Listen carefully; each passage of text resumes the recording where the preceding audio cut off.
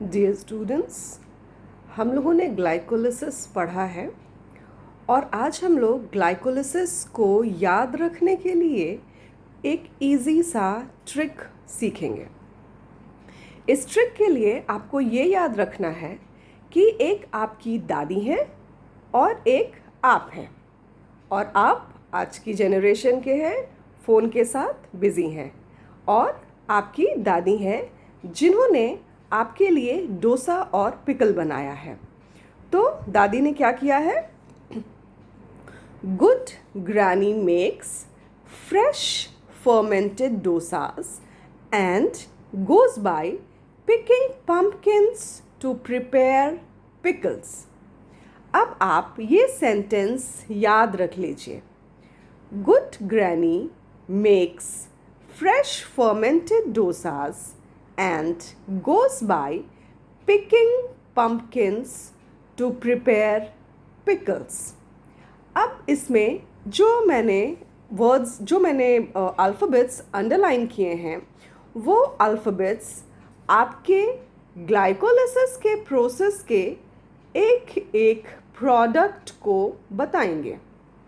First one is good and what is where the glycolysis starts?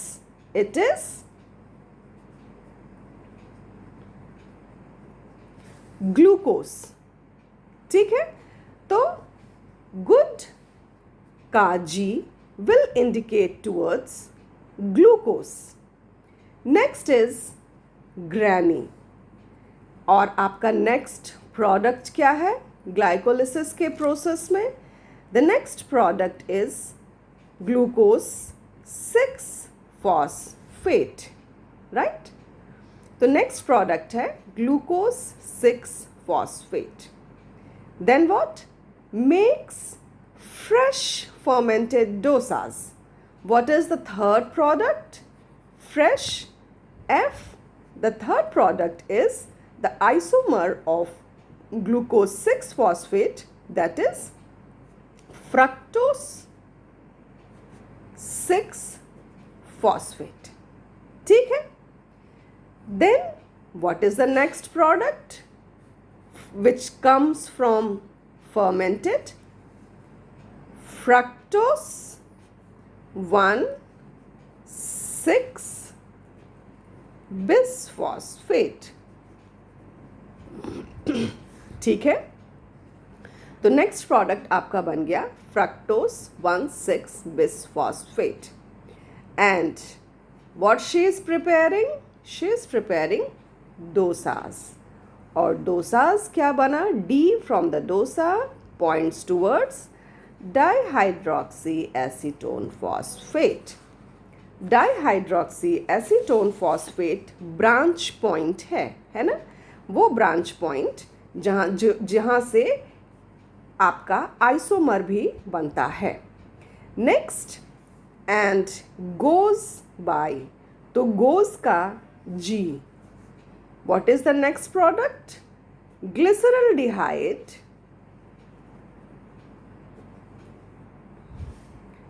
3-phosphate, है ना? Next product is glyceraldehyde 3-phosphate।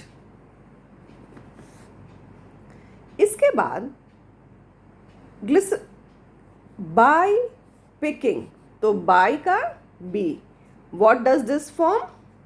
1,3-biphosphoglycerate, right?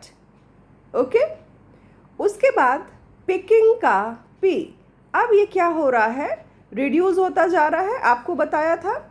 तो 1,3 के बाद 3-phosphoglycerate। ठीक है, तो ये पिकिंग का पी इंडिकेट कर रहा है 3-phosphoglycerate। और अब नेक्स्ट क्या है? क्या पिक किया है दादी ने? pumpkins to prepare pickles। Okay, तो pumpkins was for 3-phosphoglycerate and then prepare का P is for phosphoenol pyruvate।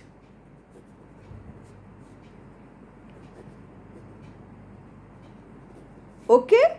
और फिर क्या बन गया डोसा के बाद? पिकल्स। तो पिकल्स का P is for the final product of pyruvate. तो इस तरह से आपके ग्लाइकोलिसिस के प्रोसेस में एक ग्लूकोज से 2 मॉलिक्यूल्स ऑफ पाइरूवेट फॉर्म होता है। और इसमें इसको आप 2 फेजेस में डिवाइड करते हैं, पहला हाफ प्रिपरेटरी फेज और फिर उसके बाद ये रिप्रोडक्टिव फेज। क्यों? क्योंकि इस फेज में एटीपी यूज होती है, राइट? और इस फेज में एटीपी प्रोड्यूस होती है, तो इसलिए इस पार्ट को आप कहते हैं reproductive phase. Okay.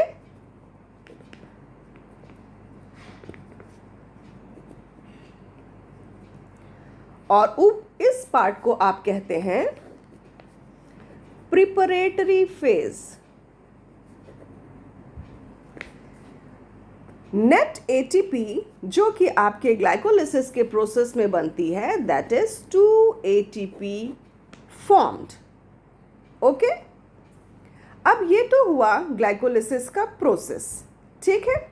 Next is जो आपके एंजाइम्स यूज हो रहे हैं, ये तो हो गए steps, right? But then you are using the enzymes also at different phases, different steps. अब क्या है? अब आते हैं दादी के पोते पे। ओके। तो what does he do? He put the phone and tried to get the plastic plate to eat pickle.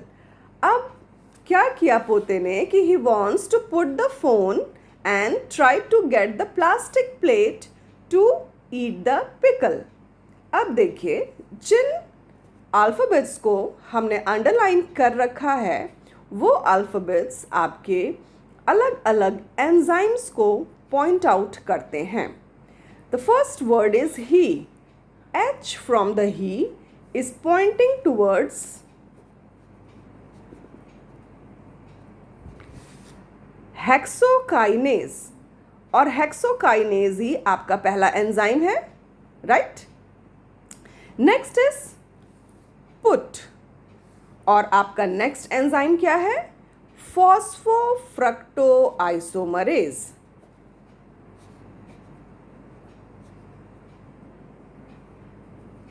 Okay. Then क्या उसको रखना है? Phone. Again, P from the phone is pointing towards the next kinase enzyme. कौन सा kinase enzyme? Phosphofructokinase, ठीक? और इसके बाद जो अगला एंजाइम है, वो थोड़ा छोटा सा नाम था उसका। What was it? Aldolase. And का A, it indicates towards aldolase, ठीक है। उसके बाद है नेक्स्ट वर्ड ट्राइड। ट्राइड का TR is pointing towards triose phosphate isomerase, ठीक है। ट्राइड के बाद है गेट। गेट का G, यहां पे क्या है? ग्लिसरल्डिहाइड। जी किस लिए स्टैंड कर रहा है? ग्लिसरल्डिहाइड 3-फॉस्फेट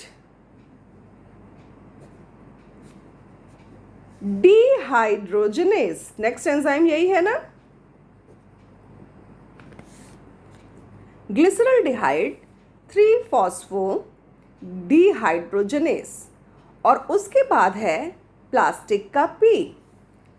अब यहाँ पर एक और काइनेज एंजाइम है। कौन सा kinase enzyme?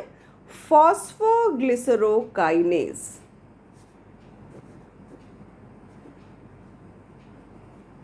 Okay.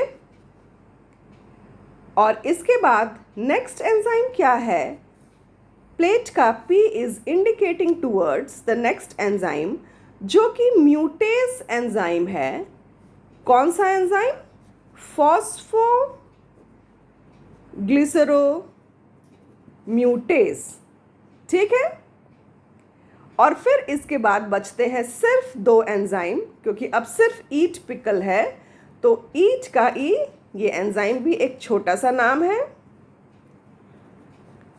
Right, enolase enzyme. और फाइनली पिकल का P for the last kinase enzyme, that is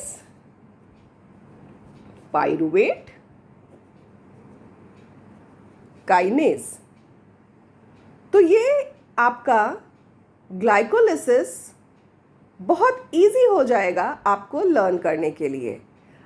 आपके सारे स्टेप्स और आपके सारे एंजाइम्स इस तरह से आप मेमोराइज कर सकते हैं। याद रखिएगा, ग्लाइकोलिसिस वो प्रोसेस है जो कि सेल के साइटोसोल में होता है। कहाँ? साइटोसोल में होता है। इस प्रोसेस में ग्लूकोज का एक मॉलिक्यूल पाइरुवेट का 2 मॉलिक्यूल प्रोड्यूस करता है और नेट 2 ATP एनर्जी इसमें फॉर्म होती है। फाइनली फिर जो आपका पाइरुवेट है, वो पाइरुवेट आगे क्रेब्स साइकिल में जाता है और दूसरे अलग अलग मेटाबॉलिक प्रोसेस में इन्वॉल्व होता है। तो इस तरीके से आप अपने ग्लाइकोलिसिस के प्रोसेस को along with the enzymes आप याद रख सकते हैं।